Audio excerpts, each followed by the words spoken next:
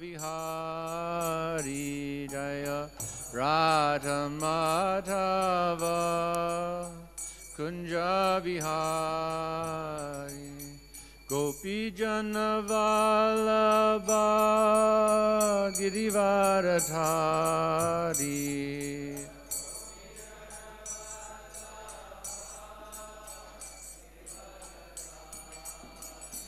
Jai Gopi Jana Vallabha Girivaradhari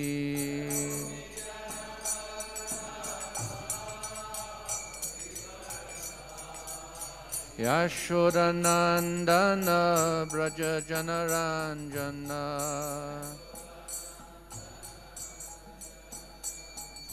Yashodanandana Braja Janaranjana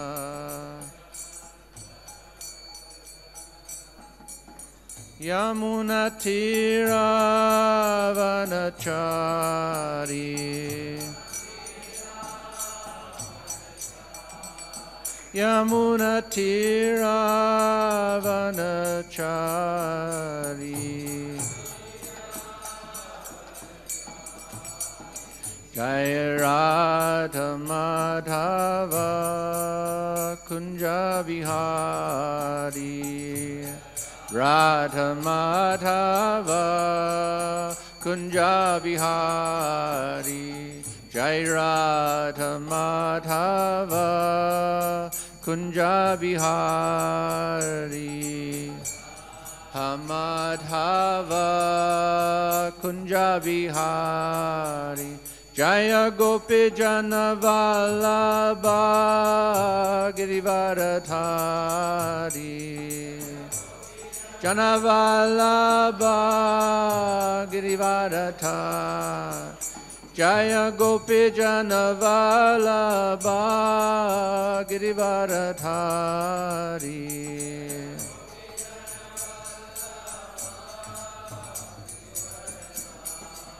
Yashodanandana Braja Janaranjana Yashodanandana Braja Janaranjana Yamunatiravanachari Yamunatiravanachari Jaya Radha Madhava Kunja Vihari Madhava Kunja Vihari Jaya Radha Madhava Kunja Vihari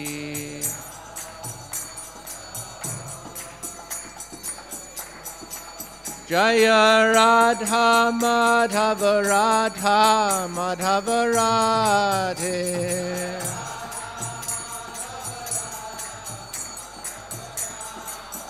Jaya Radha Parthasarthi Radha Parthasarthi Radhe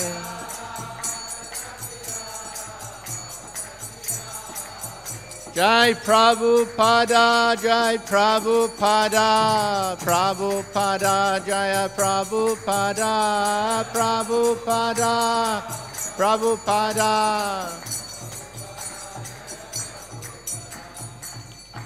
Srila Prabhupada ki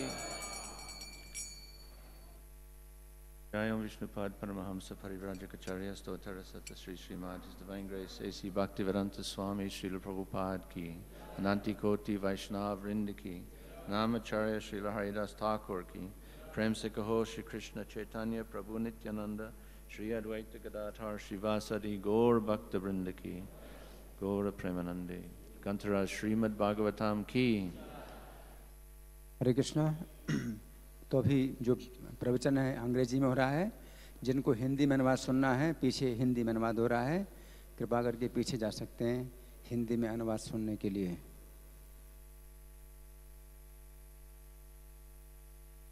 ओम नमो भगवते वासुदेवाय।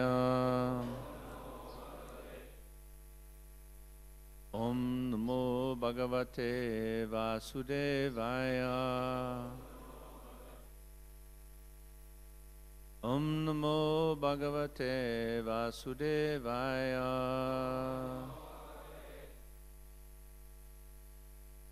Grantaraj Srimad Bhagavatam, 4th Canto, Chapter 17, text number 23.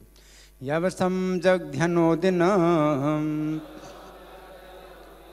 Nevedogdhyodhasam Payaha Tasyamevam Hidustayam Dando Natra Nasasyate Yavasam Jagdhyanodinam Nevedogdhyodhasam Payaha Tasyamevam Hidustayam Dando Natra Nasasyate Yavasam Jagdhyanodinam Nevedogdhyodhasam Payaha Tasyamevam Hidustayam Dando Natra Nasasyate.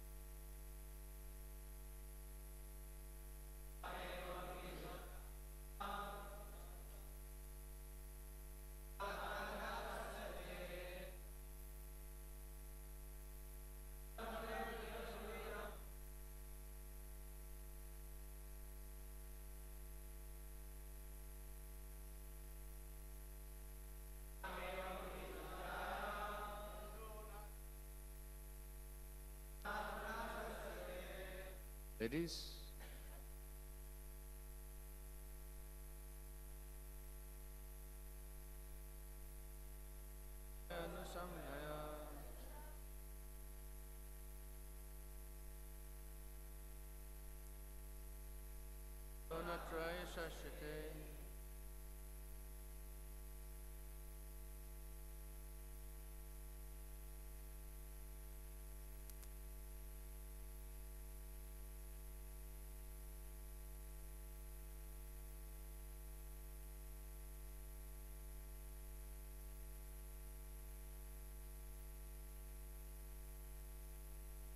Yavasam, green grass.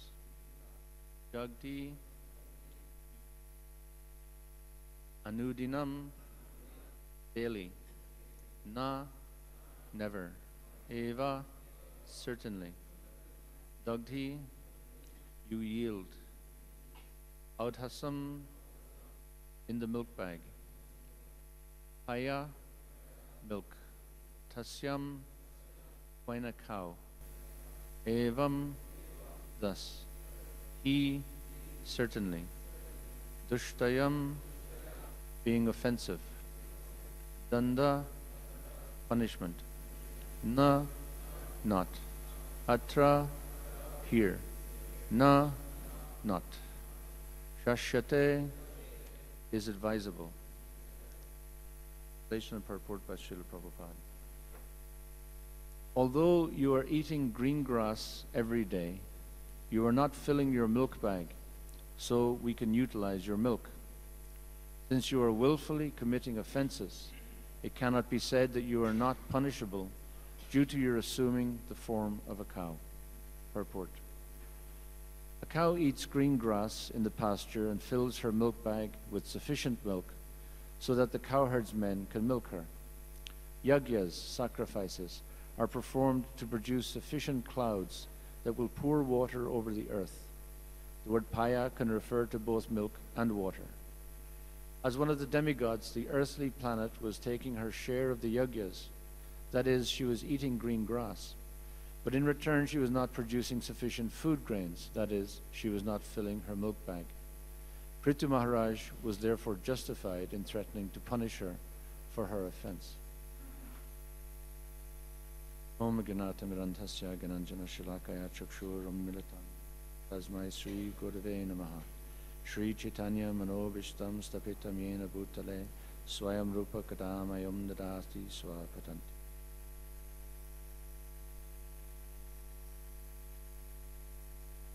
So,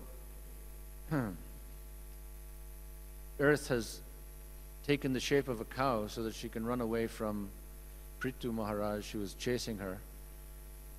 I'm just thinking if she was serious about escaping from Prithu Maharaj, she would have taken the shape of a horse. Horses can actually run fast. I've never seen a cow running very fast. But anyway, she took the form of a cow. So then he's eating the grass but not giving the milk. That's the metaphor. But Maharaj Prithu she has stopped running because he was too fast. And she pleaded with him, I'm a woman, you should punish me. And I haven't done anything wrong. And Prithu Maharaj is saying, well, actually you have done something wrong. And he's explained in previous verses some of the things. But he says here, you have been taking the sacrifice. When a yajna is done, oblations are made to Bhumi. And she's been taking the yajna offering, but not offering in return. So he said, that's wrong. That's sinful. Taking and not giving. That's not how it works. So therefore I'm justified in punishing you. So he's superseding the idea that she's a woman. And in normal life, a woman is not to be chastised. In actual fact, there is a mantra in the Vivaha Yajna, the wedding sacrifice, that when it's translated, means that you are the son of a noble-minded man, and you are also noble-minded, and from this day forward, you will never chastise your wife. Part of the wedding ceremony. This is an admonition. It's mild chastisement from the priest to the groom. So he says, you're a good boy, very nice, but that means you will never chastise your wife. Quite a thing to do. If you want to protect your wife, you can't chastise her. Because if you chastise her, where does she go for protection? Emotionally. So this is a very subtle form of protection. This is not just putting a roof over her head, making sure she has food, protecting her from other men and all this stuff. It's protecting her from ourselves. Protecting her emotion. Her emotion is very soft. It's the nature of women's emotion. They have much more emotional energy than men. And therefore they can take care of children. They can develop community. They're very good at communication. They have a very fine instinct to understand who people are and where they're at. They call it women's intuition. That has to be protected. It's very soft, and if a woman does something wrong and the husband chastises her, then where does she go for protection? The husband has to always be the protector. That's a challenge to the ego of the man. We want to establish ourselves as men, dominant. When we get an excuse, someone does something wrong, then we come out strong. Oh, you've done a wrong thing. I caught you. Rah, rah, rah, rah, rah. Big. That's just ego, not the bigger picture. The bigger picture is actually you don't chastise her. And if you don't chastise her, that's why she will love you. She sees you respect her. And you will take care of her. Then she will love you. That bond will be very strong. That's how a marriage should be. And children brought up in that kind of a household, they have an emotional security. They're whole people. Very important to understand how this process works. And so the onus, the point is the man starts this process. Women are the one who develop relationships and community and all that. Men are useless at that. That's women's job because they have that capacity, they have that strength, they have that vision. But men's job is to be noble first, to do the right thing, stand above their own ego. So in this case, Bhumi has assumed the form of a woman, and she's done the right thing. Her point is correct. He says, I shouldn't be chastised. And she shouldn't be chastised even if she's done something wrong. What to speak, she's saying, but I didn't do anything wrong. But Yudhishthira is saying, actually, you did do something wrong. The wrong thing you did was you've accepted an offering and you haven't given in return. And this goes back to the same point about the relationship between men and women. A woman gives some service, but the man doesn't give protection. That's punishable. That's actually abusive. It's wrong on many levels, but it creates a society that is imbalanced. If someone gives you service, you have to give service back. You have to give more back. That would be the proper thing to do. And that's proper in this Vedic context that we're discussing with Maharaj Prithu and Bhumi Devi. But it's even more important in the life of a Vaishnava. So we're not trying to follow Vedic culture, we're trying to follow Vaishnav culture. Vaishnav culture is very different. When we try and follow Vedic culture, it's generally about ourselves. Vaishnav culture is always about the other person. So as young boys, we expect a Vedic wife. The Vedic wife becomes possible with a Vedic husband. Vedic husband comes first. First you give, then you take. Same thing here. She got something, but she didn't give. There's no balance. There's no balance to the transaction. Just taking. This is Maharaj Prithu's point. Saying you can't do this. This is wrong. This will create an imbalance. It's a bad example. And it creates a society in which we don't want to live. If everyone is just taking, no one wants to live in that society. Very bad spirit. In a Vaishnav society, particularly, the example that we have to give to the world, the example that can transform the world, is giving, seva. That's the essence of bhakti. Prabhupada translates it as devotional service. So many ways you can translate it, but he translates it as devotional service. That's something you do. It's not a concept. It's not a philosophical idea. It's a practical thing. How do we show love? We do something. We find out what Krishna wants, and then we go and we find it, and we bring it back to the temple and we give it to him. We do it. We chant our rounds. That's something we do. We might like to do it one day, not like to do it one day, but we do it every day. We do it because Krishna likes it, not because we like it. Some days our mind is going crazy, some days our mind is very peaceful. Doesn't matter, we do it. Devotional service, it's something we do. It's an offering we give. And if everyone in society is taking, then what's the point of giving? If you give, someone will just take it, and you'll get nothing back. It's karma kanda consciousness. This is very fruitive consciousness. Vaishnavas don't think like that. We give anyway. That's to set the example, to take leadership. People have to see examples of people who are loving and kind.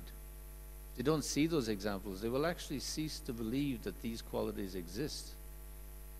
If you don't see pure devotion, why would you imagine that it exists? It's just an idea you read in a book. But if no one can do it, why should you try? We have to see the example happening. You are the example. That's what preaching means. You can go and preach rah, rah, rah, rah, rah, rah. So many words, you can repeat the whole Bhagavatam, do a Bhagavat Sapta, and it may mean nothing if your heart isn't giving.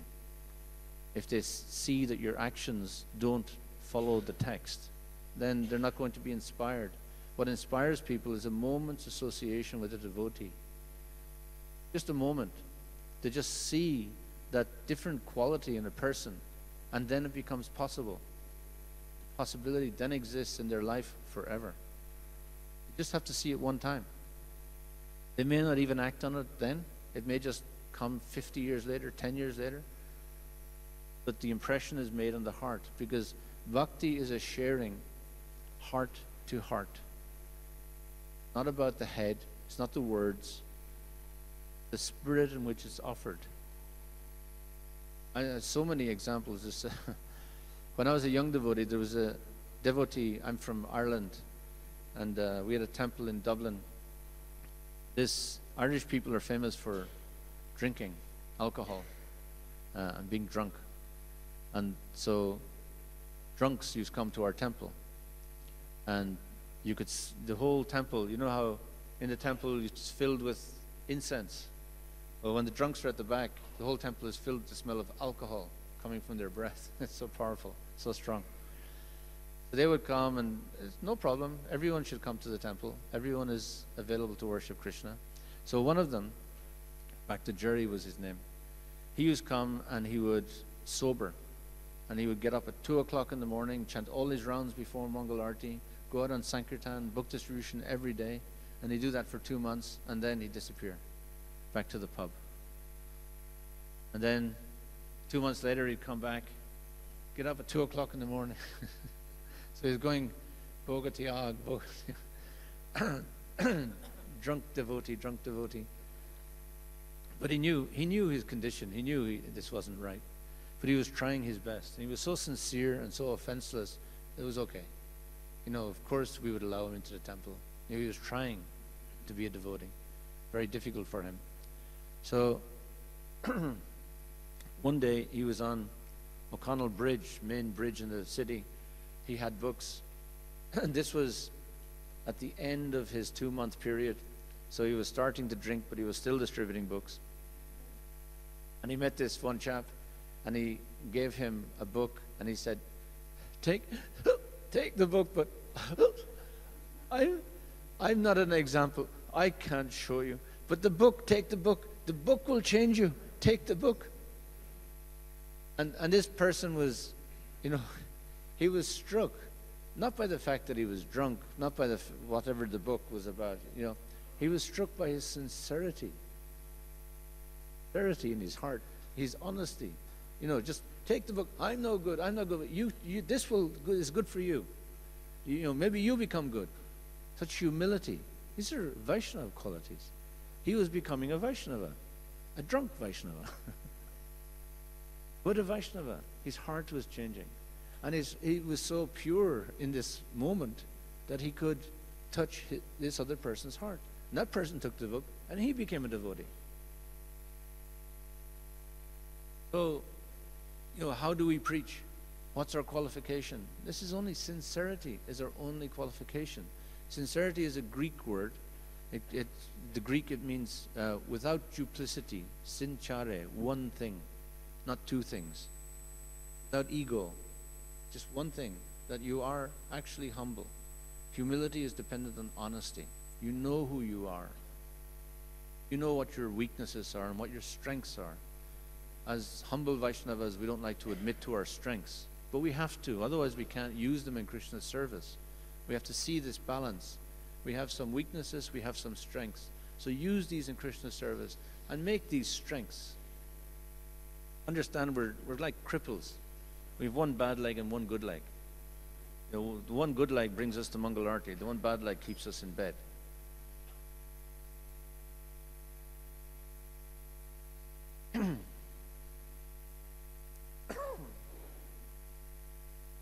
We have to be able to understand how to work with our bad leg and work with our good leg so that the balance is maintained, so that we can walk somehow and do our service for Krishna. Even though we're not pure, even though we're not perfect, still we have to get up, dress up, and show up for service every day. Otherwise, what do we do? And we have to give, always, not take. We have to develop this mentality of seva. This is the essential mood of bhakti. How to do something for Krishna, because that doing is love. No matter how it's offered with a full heart, half heart, no heart, doesn't matter. It's an expression of love. Krishna takes it as pure love. Even though we're not qualified, If we come to Krishna, we bother to get up, dress up, and show up, and plunk ourselves in front of the altar, and we don't feel Krishna conscious at all, but we're there. Krishna takes it as pure devotion. He's so kind. He wants us so much to be engaged in his service. He wants that relationship so much with us that he takes any little thing as totally pure, even though we know our heart is over there. It's not focused. Our head is somewhere else. Krishna doesn't care. Just the fact that we do it. Seva is so important. And we have to mold ourselves into this mood of seva and understand how it works. It means you give first. Whatever you receive comes later by Krishna's grace, whatever he wants to give. This is the consciousness of the devotee. We're not fruitive. Well, we are fruitive. We shouldn't be fruitive. We have to understand that I am very fruitive. It's like, I don't know if you know Alcoholics Anonymous. Alcoholics Anonymous is an organization for alcoholics, people who are addicted to alcohol. And they come and they admit to their friends, their other alcoholics, they come to meetings and say, my name is Shaunaka, I'm an alcoholic. You admit it first, you're honest first about your condition. So we have to come in front of the devotees and say, my name is Shaunaka, I'm a sense gratifier. I'm a sense enjoyer. We have to understand our position. I'm fruitive, I want for me. I want to take and not give. This is a diseased understanding. And we have it, but we have to change it. So it takes time. Taking the medicine, the result takes time. It takes the time it takes. For every individual, it will be different. And that's okay. Just start taking the medicine. Then that's okay. Just any little advancement on this path. Prabhupada just gives it to us. Do what you can do. And by doing it, you become a little purified and a little more attracted to Krishna. And you can't lose Krishna then. You will never lose Krishna. Even if in this lifetime you don't make it, even if this lifetime you go away and do something else, you'll come back in another lifetime because Krishna will never let you go. So loving. That's Krishna's guarantee to his devotee. It's all over the Bhagavad Gita. I will protect you, I will save you. It says to Arjuna throughout the 12th chapter, Priyosti me, Priyosti me, Priyosti me. Practically every text ends with this. I love you, you are my devotee, I have affection for you, I have feeling. This is where the bhakti comes into the Gita very strongly. Krishna is saying this is a relationship. It's not about you just giving, it's about me loving you. And you have to accept this love. Take this love. He said, I love you unreservedly. You are my friend. Bhaktosi me sakha cheti. That's in the 4th chapter. Krishna establishes this is why we're having this conversation. Because you're a devotee, but you're my friend. Krishna has, this is a relationship for us to develop with Krishna. A real relationship. So that we want to come and give Krishna a flower.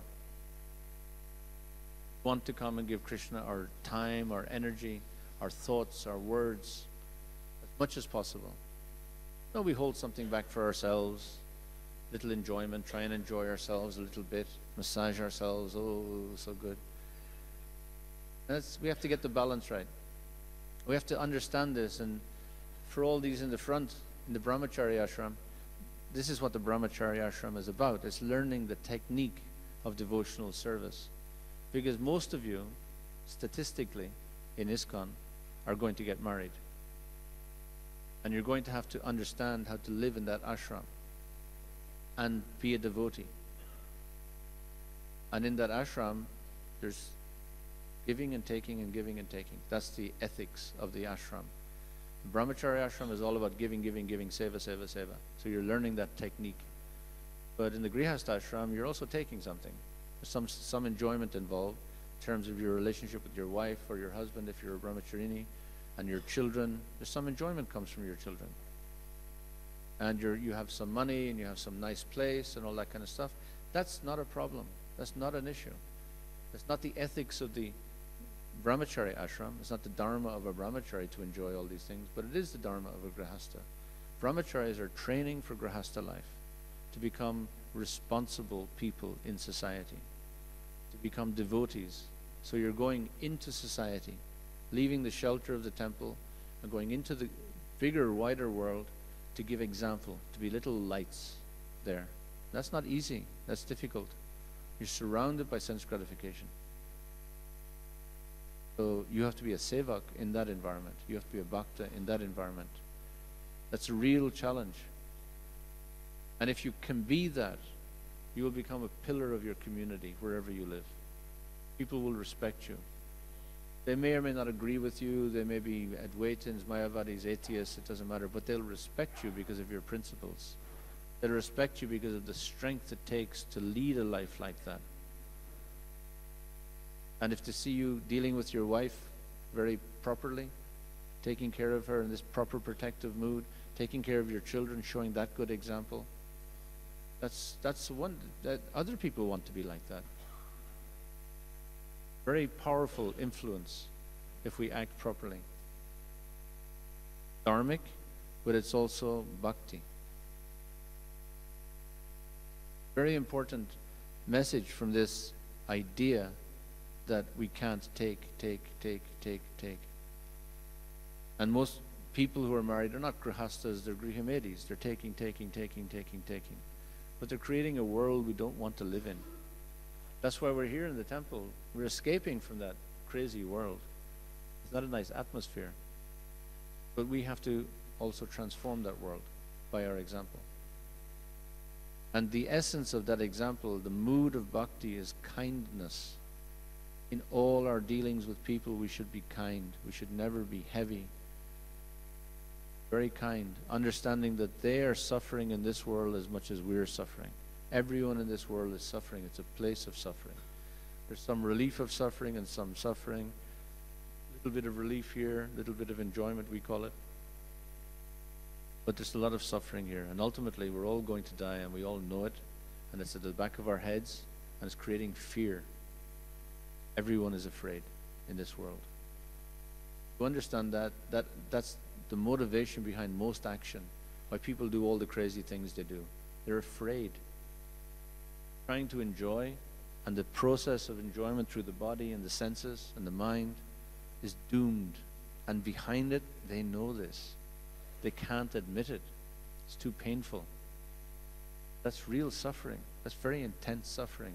It's no wonder they turn to drink and drugs and all kinds of activities to forget the pain. You've taken another path. You've come here to the temple. And that's how you forget the pain. But we have to get beyond the path of just forgetting the pain. We have to get more positive, more dynamic in our service. We have to actually accept our pain. The devotee accepts any suffering as the mercy of the Lord. Very difficult meditation. It's very difficult to understand even. But it's the truth. The life of a devotee, it's not karma. It's not Darwinian evolution. It's not that guy's fault. It's not the world is against me. All the explanations we can come up with as to why we're suffering, it's the mercy of Krishna. That's how a devotee sees it. We're not in the world of karma anymore. The world of Krishna. And Krishna has changed everything for us. We've approached Krishna and joined our hands and said, please help me. And that's all Krishna goes. If that prayer is sincere, is non-duplicitous, like back to Jerry, even if you're a drunk, even if you're a sense gratifier, whatever badness is in your heart, Krishna just ignores that. He just hears this sincere plea. You do it one time in your life. It doesn't even have to be in the temple. It could be in the middle of the street. It's just a sincere cry, please help me. We're so desperate. We have nowhere else to go. Krishna just takes over our life. He changes everything. Not an issue of karma anymore. Whatever residual karma is there, as long as we're in this world, suffering will be there. It's the nature of the world. We just take it. Krishna, Krishna. Kindness of Krishna. Thank you very much, Lord. I deserve so much more.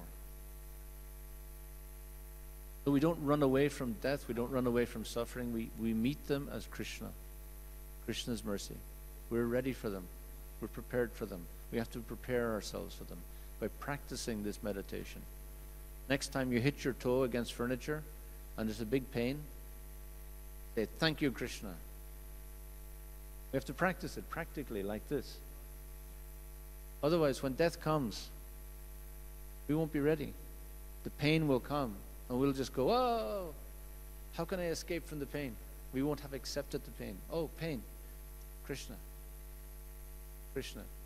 I remember as a young brahmachari, we used to take a cold shower every morning.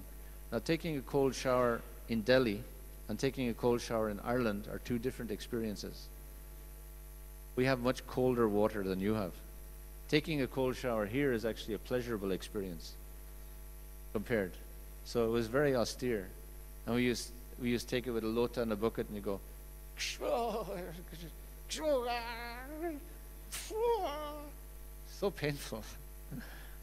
And so just automatically, every time the cold touches your body, you go, Krishna, Krishna, Hare Krishna, Hare Krishna. So all morning at shower time, you hear in the shower, Hare Krishna, Krishna, Krishna, Krishna, all these painful Krishna, Krishnas. But to this day, anytime cold water touches my body, I say Krishna. I'm trained up. Now the automatic response. Pain happens to the body in this, and you just go, Krishna, Krishna.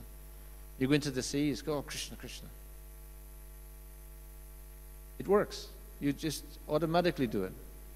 You look for shelter. When pain comes, you're looking for relief immediately.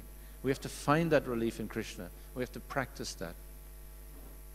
Just like we've practiced looking for relief in other places. So practice. Anytime pain happens, suffering happens, someone dies that we love, some family member, there's pain in our heart. Sometimes there's pain in our body. We're in a car accident.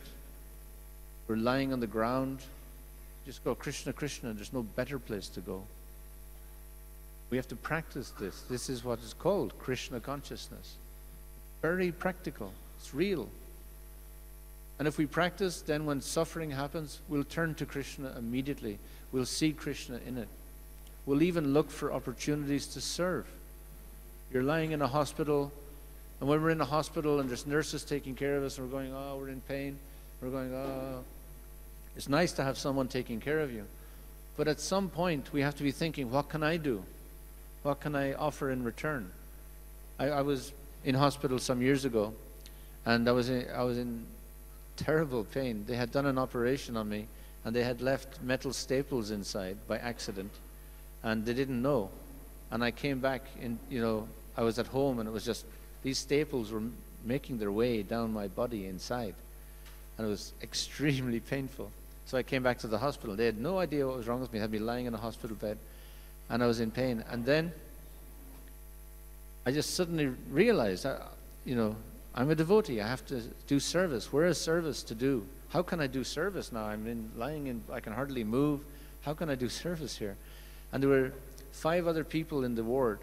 And so I got out of bed and I kind of walked over, and I got to know each of the 5 people, and each one of them was in a worse condition than me.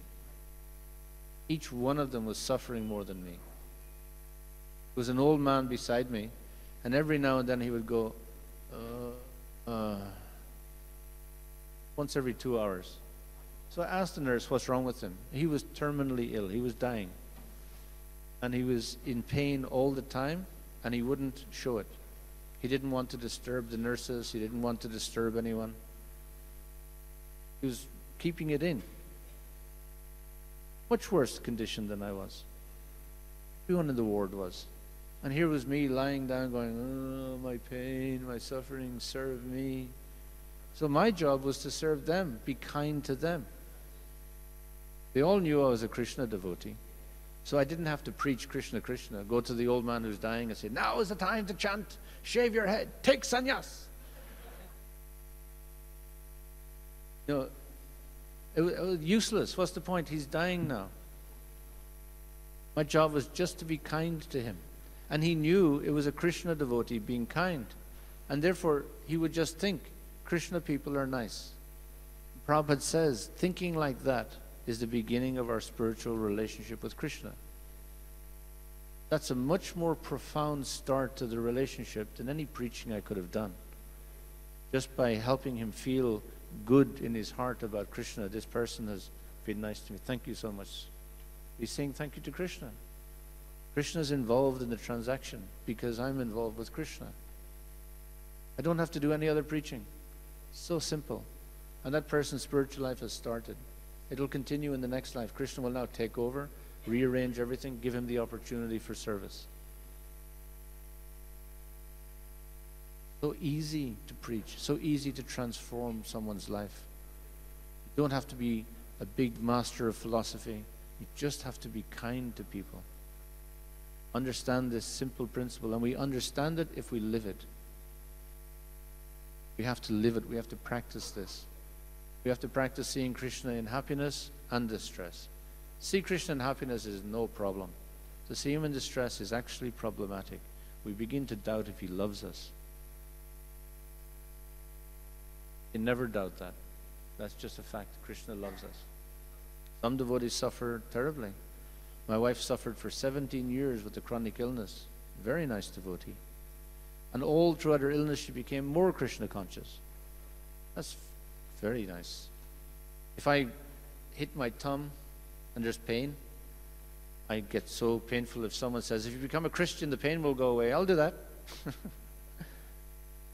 It's just, we'll do anything to get rid of pain. We'll take drugs and alcohol and absorb ourselves in sex life and pornography and just to forget. We have to turn to Krishna. That's the practice. We have to start that practice. And it's work. Bring ourselves back to it again and again. That's what Krishna consciousness is. That's the practice of our acharyas.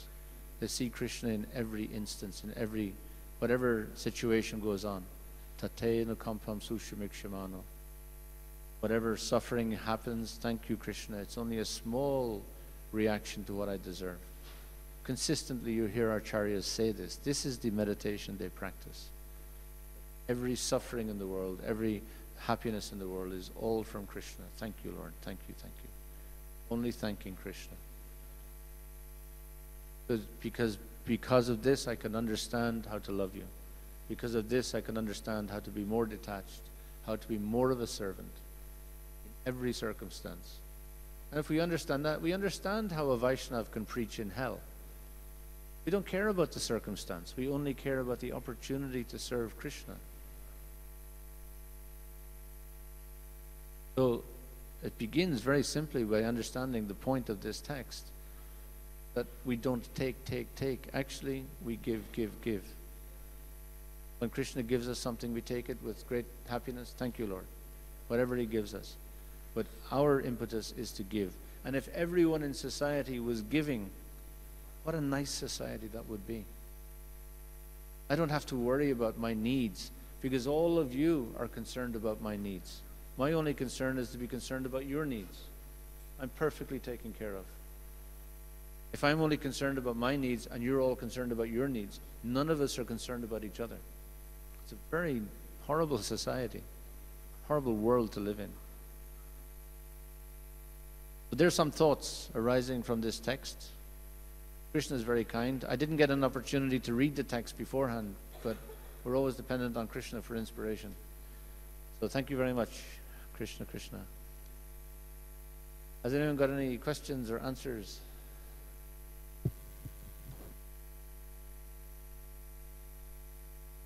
Hare Krishna. Thank you very much. Very nicely enlightened us on the relationship between husband and wife. And one thing is, like you are saying, that we should be kind to everybody. But like if we are kind to some person who's doing some bad thing, then that bad things will increase. Like he is involved in some wrong things, and we are encouraging him to do those things. Yeah. So, to be kind doesn't mean to be foolish. So if someone is picking your pocket and taking your money, the kind thing to do is to slap their hand, stop them. So we have to use common sense. Kind doesn't mean just going around with flowers in your ears and floating around. Kind is a practical thing. So if someone's doing something wrong, it's kind to stop them and say, hey, bakachor. Oh. We have to, that's kindness also. Kindness is to explain to someone that this is not right and explain what the right thing is. But to stop them that's common sense. We have to use common sense. The French philosopher Voltaire, he said, common sense is not so common. So, though we have to practice that. But kindness is a disposition of the heart. It's where our heart is. It's how we feel about the world. So it's not an intellectual process. It's how we feel about the world. And we're going through the world, and we're in this position, that position. We're in a management position. We have to do management properly, but we can do it nicely. We can do it in a nice way that the person never feels bad. Lovely story a Prabhupada disciple told me. He was passing Prabhupada's rooms in Mayapur in the early days. And the person taking care of the room, sitting outside his room, said to him, I have to go off and do something. Can you sit in front of Prabhupada's room and take care of the room? And he sat down. He didn't know what to do. He'd never done this before. So he didn't know how to relate to Prabhupada in a personal way. And he was a bit scared. So when you're in front of the Guru, and you're not used to it, you're just all very, Krishna, Krishna, So you're sitting there, and the devotee said, Prabhupada's chanting, he won't, just stay in front of the door, don't let anyone come in. That's all you have to do. But Prabhupada came out and said, come in. And he asked him to pour some water. And he went over to pour the water. And then Prabhupada was standing at the door, and he said, what is this?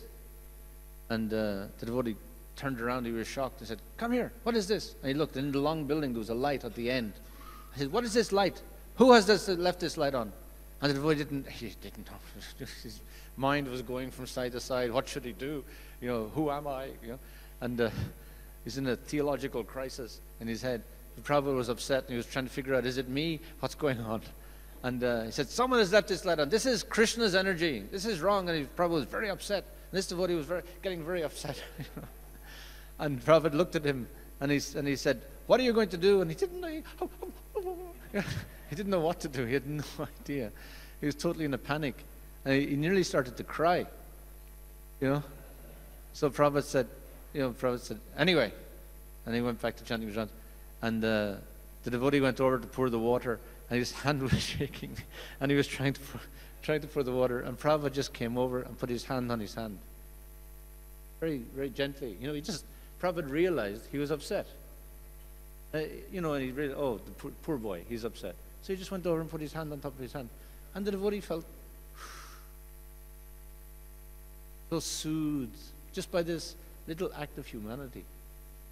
Prabhupada could have ignored him, could have just said, Pagal Baba. But he didn't. He understood the suffering, the poor boy. He doesn't understand. So he just went over and showed this little kindness, relieved him of his suffering completely. That's kindness. That's kindness. When you see suffering, relieve the suffering. If someone is doing something wrong, it's because they're suffering. That's why they're doing it. We have to just come over and put our hand around their shoulder and say, do you know what? What? You're a fool. That's kindness. But it's the way that we say it. It can be offered with love. Not, you're a fool. And all your family are fools. And all your children will be fools. Another way of making the same point, but they say, you're a fool, but we're all fools sometime. But if you do this again, then you're foolish. Don't do it again. That's kind. You've given him an opening. You've recognized that foolishness is only temporary. We can develop. You've encouraged him to develop. That's kindness. Same thing, different result. Person becomes inspired rather than depressed.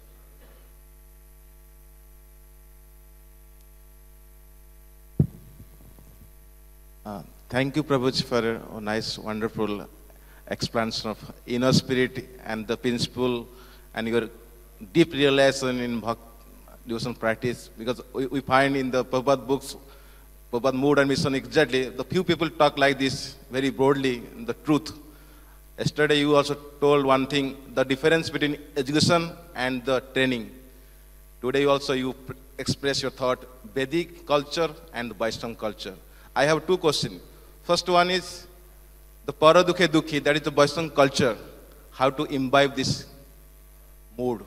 Second, how did you come to Krishna consciousness and till yet you practice your devotion? Well, the first question, how do we imbibe this more? This is, Krishna consciousness is a sadhana, it's a practice. It's a daily practice. But it's a subtle thing. It's not simply going to Mangal Arati and chanting our rounds and shaving our head. And it's much more profound than that. It's a practice of cultivation of the heart. Consider ourselves to be gardeners. We're gardening our heart. And we're taking out weeds, the unwanted things, and we're planting good things. So we're planting honesty, humility, kindness. Kindness means compassion. Kindness means tolerance. Karunaka, Titikshava, these are the qualities of a preacher. We can't effectively preach unless we have these qualities in our heart. We can preach and do all the actions of preaching, but it won't be very effective. The more we develop these qualities, the more effective our preaching will be, because we will be sharing with people rather than downloading on them, rather than beating their head with a Bhagavad Gita. You have to do this, you have to, if you don't do this, you're a demon, you're a rascal, you're a fool, you're a hog, dog, camel, ass. We actually touch their heart by our practice. It's dependent on where we are. That's how they can advance. That's how they can be inspired. Inspirare. This is the word inspired is a Latin word that means infused with spirit. They have to be infused with spirit. It's a spiritual term. So how will they be infused with spirit unless we exude that spirit? That's how to do that. You say how I came to devotional service. When I come to devotional service, I'll tell you. How did I join? That's a completely different story. Every devotee's story, every single devotee's story of how they joined is very inspiring. It's full of spirit, full of Krishna. So the same with me. My whole life I wanted to be a priest since I was a child. A Christian priest, because I was born into a Christian family. So the idea of serving God, loving God, serving others, that made perfect sense. This was how I would please God. And it seemed that if I pleased God, I would be happy. That seemed to make sense. So that was my desire. And when I was, anyway, I found Krishna. When I was 18, I joined the ashram, and from that day, everything changed. In actual fact, I joined the ashram to become a Christian. I was looking for Christianity, who was practicing Christianity, and I couldn't find anyone. I was going to monasteries, well, they were practicing, but not. I was reading the Bible, reading Jesus' words, and I wasn't finding that they were practicing exactly this. Now, I was a young man, and young people are very black and white. You know, we're not very subtle. So I want the perfection. You have to be a perfect Christian, you know. So I was looking for that, going everywhere and not really finding it. And then I went to the temple. I got an invitation to go to this place. And I don't make a big issue of mystical experiences. Our Krishna consciousness is not based on mystical experience. But that's the experience I had when I went to the temple.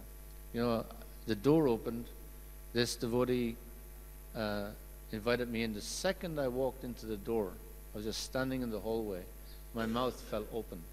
It was I knew that Jesus wanted me to be there. I'd never felt, this was like heaven, the atmosphere. I'd never felt so peaceful in my life. And I'd only walked in 2 seconds, I was in the door, and then all of a sudden, whoosh. Can't explain it. Very subjective, personal experience. And I felt so convinced that Jesus wanted me to be there. I don't know why. So the devotee who came, he took me, and there's all these people had come for a feast and everything, and this devotee walked into the room and he saw me. I was sitting there like this. I was like a beacon saying, preach to me, preach to me. So he came, he preached to me for 4 hours. He was very good, excellent. And I was, as a young Christian, I was into preaching. I understood that the essence of spiritual life was sharing it with others. I understood that. Christianity is a very bhakti-driven movement. And I wanted to learn how to love God. And he was explaining to me all about love of God. This is what I wanted. And the philosophy of Atma, you're not this body, brilliant philosophy. Christianity didn't have this explained so much. And based on that philosophy, I could connect love of God. I could act in love of God. This was brilliant. Exactly what I want. And I understood this was Christianity. These people were Christians. Even though we don't call ourselves Christians, but this was the practice. I became convinced. And he preached to me for, like, as I say, four hours. And because I was also a preacher, I would recognize he was a preacher, and he was so good. And his ammunition, the philosophy was, I didn't have anything like this. You know, I was really admiring. But also, because he was a preacher, I was resisting, because I knew what he was trying to do. At the end of the process, he wanted me to shave my head, and you know. So anyway, I stayed overnight just to see, you know, when the doors close, are these guys real?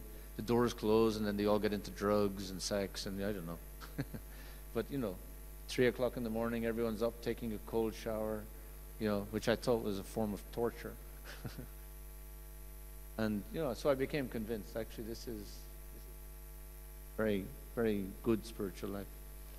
So then I went home, met my girlfriend, my fiancée. I was going to be married, and explained everything to her.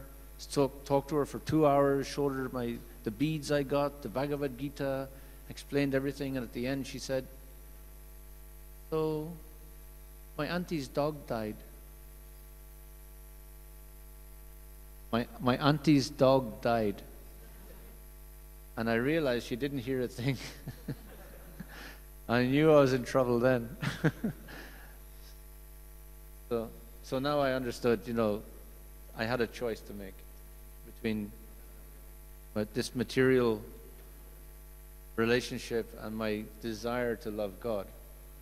Because I knew the ashram, this is where the truth resided for me. I knew that's where I had to go. And this was going to be a difficult transition. So that was how I got to that stage. Every devotee story is so nice. And it's all strange in its own way. Krishna, Krishna, it is now after 9 o'clock, and I hear that if we go on after 9 o'clock, the earth will open up, we will all descend into hell, and Srimad Bhagavatam ki, Srila Prabhupada ki.